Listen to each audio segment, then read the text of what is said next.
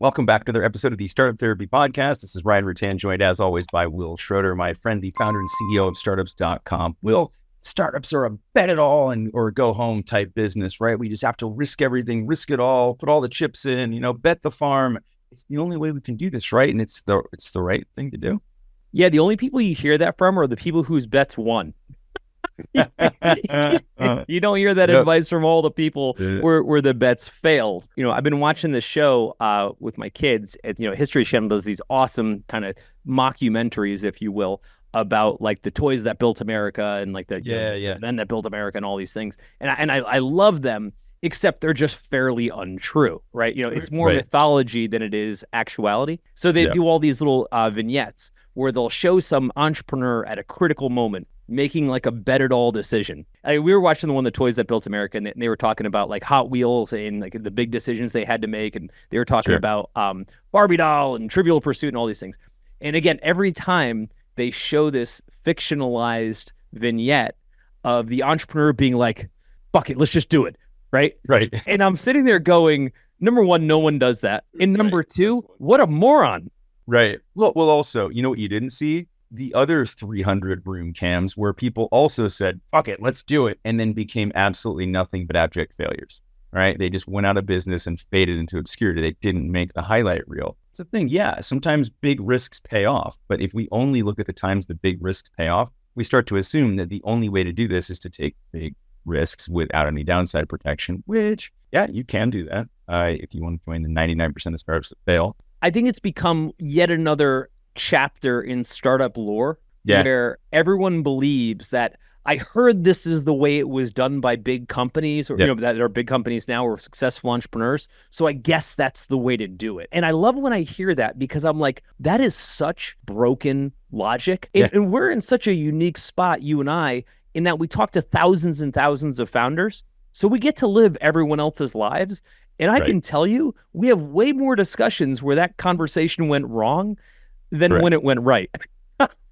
Because like, it's just not the way to do it. It's broken on both sides of the logic because it's assuming that then the only people who made it there also took those kind of big risks, right? The big risk is the only way to get to that outcome and that's the only outcome that happens. So clearly there's a lot of downside to taking big risks. And your vast likelihood is that it will hurt you more than it will help you. In the event that it does help you, there's also this implication that was the only way I could have gotten to where I got to, right? That moment where the Hot Wheels gang said, fuck it, we're all in. That was the only way that they could have gotten to where they were. No, it's just empirically untrue. Law of probability tells us there were plenty of other pathways that could have gotten them there, maybe not in exactly the same way. But I think that we've got to be really careful that we're being super, super selective in the narrative. We're taking the Instagrammable moment and applying that to all situations. It's just so when I share people all the stuff that I've done, all the bets that I've taken, etc., I always get, oh my God, you must have been so bold or brave to make that decision. I was like, I'm decent at making big bets, but I am Sun Tzu when it comes to downside planning, right? That's it. I am all My backup about plans have backup plans for their backup plans. That's the point though, because and the reason I can make cowboy moves is because I spend a lot of time planning for downside, right? Yeah. And that's the part that no one really talks about, right? In that mockumentary, no one's like, and then Cornelius Vanderbilt built this downside protection in case the whole railroad thing didn't work out. And that's what I want to talk about today. I want to talk about how to take big bets by focusing on downside risk, not just the upside risk. It's like, oh, well, if we land this contract, we're going to have to hire so many people and it's going to be such a challenge. It's like, nope, we missed the contract. Let's go hire the people that we were going to have to hire anyways, and then we get this big contract, and then or we miss the big contract, and then we don't have the cash from the contract, but the overheads will. Right? Exactly.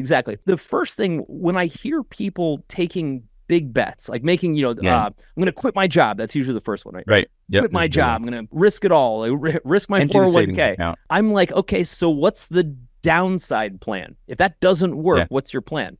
You and I were talking earlier, and you're saying, hey, when people go to raise capital, they're like, I have to raise capital. And we're like, cool. And if you don't, what's your plan? Well, I have no plan. That's just lazy. Right? Like, not a good plan.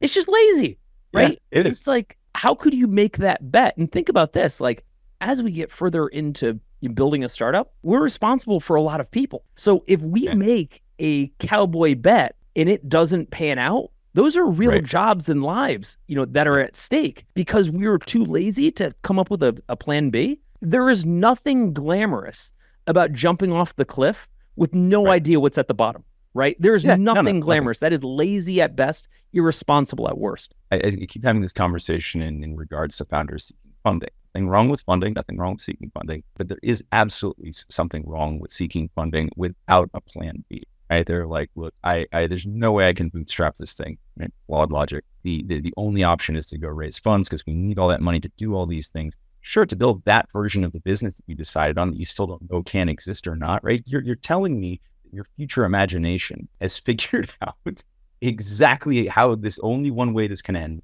and it starts with funding. Come on, right? So I think that when we pick these like bold and hyperbolous paths, and not only do we convince everybody else around us that this is the only way we can do this, but this is that we convince ourselves the only way we can do this, ourselves in a really, really dangerous territory, right? Like, cool, go attempt to raise funding, but tell me what's the bootstrap path in parallel that will also, by the way, support the traction that you need to actually qualify to receive that funding in the first place, right? The two have to go.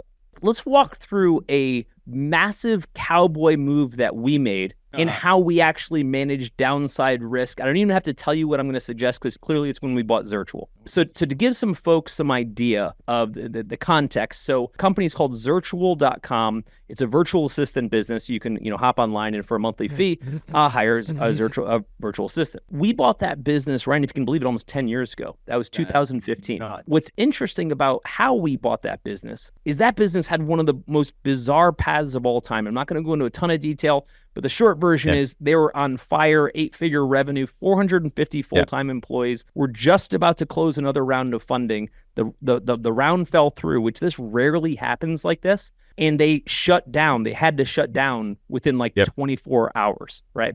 I've never seen anything like it. We got the call at 10 o'clock at night on a Sunday. And short story long, we ended up buying the company at 5 a.m. Monday, completely sight unseen. 8-figure revenue company, 450 full-time employees, 2,000 plus clients, and a business we had never worked on, we had barely heard of, and we bought it totally sight unseen. Okay. Now, it doesn't get more cowboy than that. It does not. Okay. It does not. The first instinct would be, oh, that's one of those quintessential bet it all, whatever. That is not how we went into it. We went into it. We sat down 9 a.m. on Monday. You remember when we're all huddled in the conference room? 9 a.m. Pretty sure we were in there by 5:30, but by 9 a.m. we had settled into the fact that we were doing this. From that point on, we just isolated every variable, right? So give folks an example of what that looks like, okay? Number one, we now have 450 people on our payroll that we've never met. Never talked to. Oh my God. Right? Yeah, we were smiling and dialing that day. Right. Are they all going to quit? Who knows, right? Also, they have no idea what just happened. Even the CEO, the original founder, kind of just found out 24 hours ago. On top of that, 2,000 plus clients that could just as soon say, screw this and bail tomorrow, right? And many did, by the way, just to be clear. Many did. Yeah, the question wasn't if, it was how many, right? It was what degree, how many businesses are we going to lose? How many assistants are we going to lose? You bet. Right? And this is going to hit the press cycle, which it did. You can Google it. It's on TechCrunch. It's whatever. It didn't go unnoticed, right? So all of this, right? Not to mention all the people they owed money to, right? They had a lot of debt to a lot of people. All of those were just line item after line item of risks. Some people may look at that and say, yeah, but you've got, 8-figure revenue coming in. Maybe. So our whole game plan was what happens if everything goes wrong, okay? Right. So you compartmentalize and you say, okay, we have 450 full-time VAs. What if it goes down to 50, 100? What does the business look like? What can we sustain? We look at the clients. We have 2,000. What if that goes down to 200? How do we manage for all of that? The reason that business, Ryan, the reason I think that works so well, and that became a phenomenal business for us, the reason that works so well for us, I think, is because we were so good and so diligent at making a downside decision bet. Something that's really funny about everything we talk about here is that none of it is new. Everything you're dealing with right now has been done 1,000 times before you, which means the answer already exists. You may just not know it, but that's okay.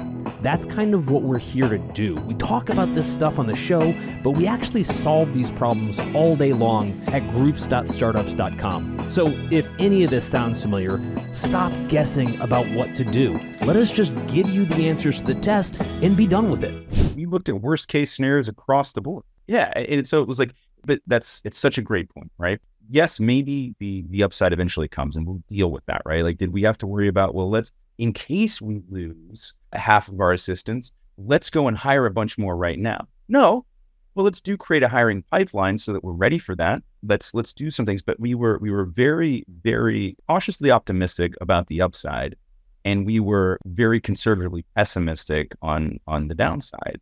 And we had plans for what happens in these cases, right? And of course it's calculus. It's not simple arithmetic. It wasn't like, okay, well, pick a problem, right? What if we lose some of the clients, right?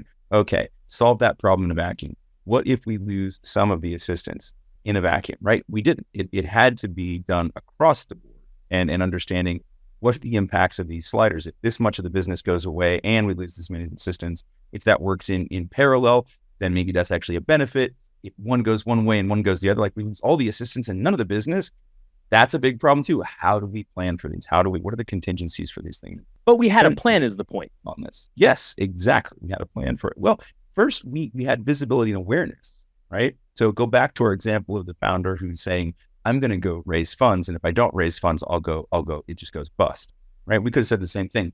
All right. The only thing we can possibly do here is hang on to all the assistants and all the business. Otherwise, it's just going to go bust. We won't think about what the scenarios look like. It either works really well or it doesn't. We can very clearly say at this point, hindsight being what it is, had we not had those plans in place, it would have followed that second path, right? The business would not have worked out as well as it did for us. And that is due to those downside protections that we put in place and by focusing on those things. And yeah, taking a defeatist mentality. I hear that a lot too. It's like, well, why just focus on the downside? Why focus on the negative? Don't we have to grow to be? Yeah, but you got to be around to grow. You miss the downside, right? You're like, yeah, I have to run fast to win the race. Yeah, but if you trip over the first hurdle, guess what? Right? So you got to watch the downside too. And I think the continuity is a point we should really kind of harp on for a second. We want to be able to risk enough, but still have a little bit left over. And so the analogy I always use is like the blackjack table, right? So you're at the blackjack table and it feels great, like from an adrenaline standpoint, to say, I'm all in on this hand. That's the dumbest idea in the world, especially as a startup. Number one, if you go all in that hand and you win, that's great. You maximize the upside, okay? Yeah. But if you lose, and statistically you're likely going to lose, you're out of the game. You can't come back. Yeah. Bet 70% of your chips. At least you have 30% left to play with. Yeah. But when you push them all in, metaphorically, you're making the dumbest possible bet. You're like, don't make a bet you can't come back from. It's kind of that simple. Even if you come back in skeleton form, at least you come back. Right. I'm going to apply something that you said in the past around giving equity away in return for things that aren't really worth giving equity away for. And you say, like, look, you feel like you're betting with Monopoly, right? It doesn't have any value. And you said something that I love and I repeat all the time, which is that you have to remember that while that value may seem low value or valueless at this point, it represents 100% of the future value of your company. Apply that here. And because I think it's a very similar mechanism, which is that at the early stage, we feel like I can bet it all, right? I've spent a year on this. I've spent 2 years on this. We've got whatever we've got. I'm going to bet it all. And we're either going to make the big hit or we're done, right? Because it doesn't feel like there's that much at risk at that point. We haven't come that far. You're betting 100% of the future outcomes of the company could have achieved based on that one moment without a downside protection. It's as dumb as it sounds, but we see it all the time. And I think it's partially because of those blinders that say, well, you're not really risking that much. Not today, but you're risking 100% of the potential outcomes on this one bet, which just is as bad as it sounds. When we talk about it, like when we said, when people quit their job, well, I have so much work to do on this business. If I quit my job, I'll be able to spend all the time in the business. Okay. At the expense of not paying your bills, which one of those is likely going to run out first, right? Like you might make more money in this new thing, but you will run out of money for you. That's it. Right? Yeah. Like the risk enough is cut back your hours, get a part-time gig, do consulting. Don't cut off income. Right. Cut off your exposure to hours, but don't cut off your income, right? That's just lazy. Again, that's no backup plan. Another version is when we hire. We're like, oh, we need this person full time. Maybe, and maybe you need them full time, and maybe they're going to work out, and maybe you paid them what you should have, etc. Like, hire them as a contractor, right? See if they work out. If over time it turns out that they work out great, awesome.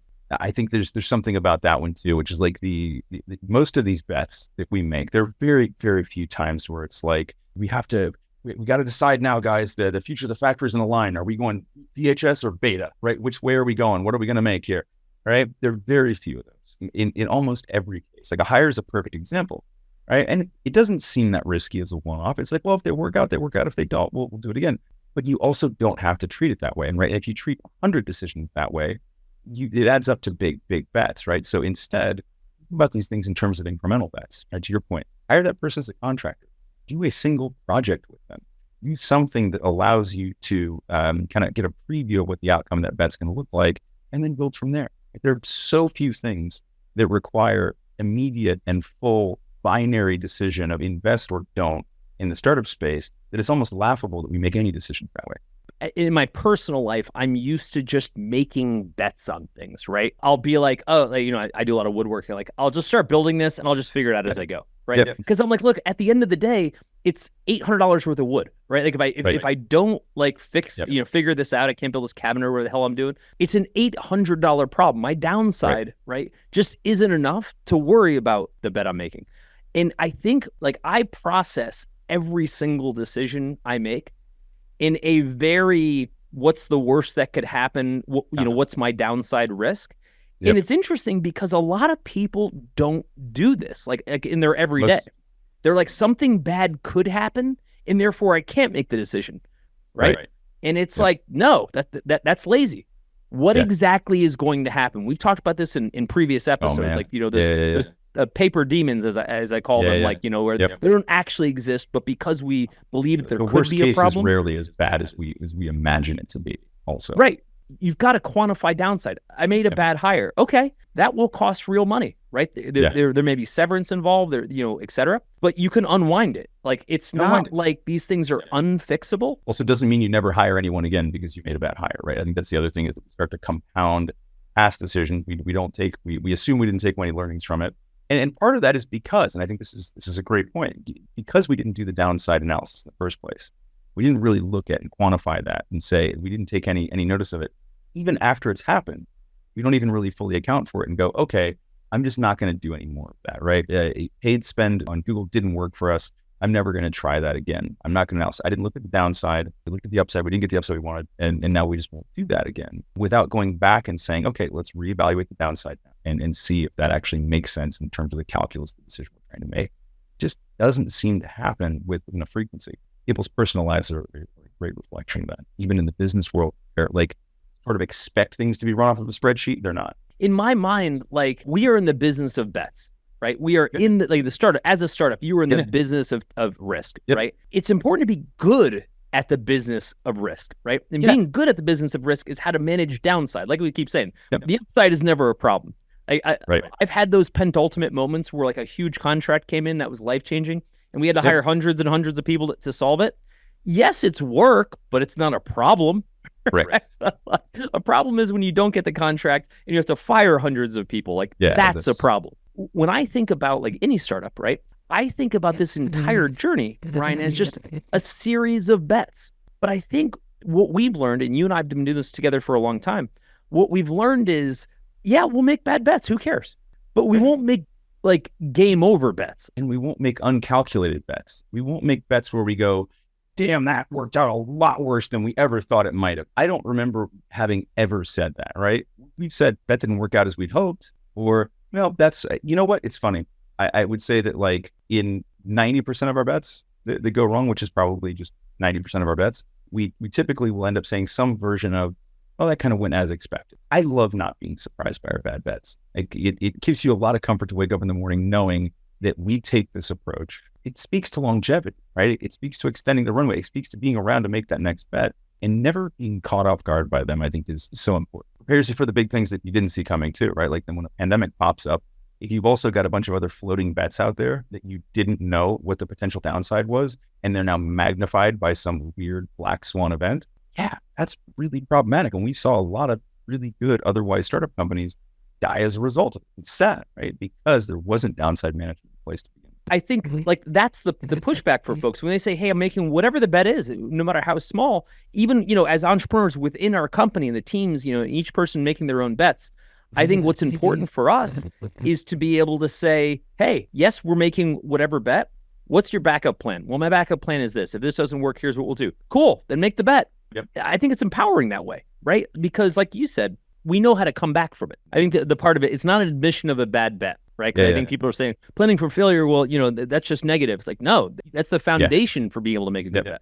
For everybody who's out there right now going, look, you hit what you aim at. So you guys are asking us to aim for failure. We're asking you to aim for failure. We're asking you to understand it. We're asking you to calculate it into your bets and to make sure that we know that this is a game of bets. This is a game of being able to make as many bets as we can and to be able to defray the risk across those bets, to benefit from the upside, but to understand the downside so that making one bad bet doesn't mean the end of our startup. Overthinking your startup because you're going it alone?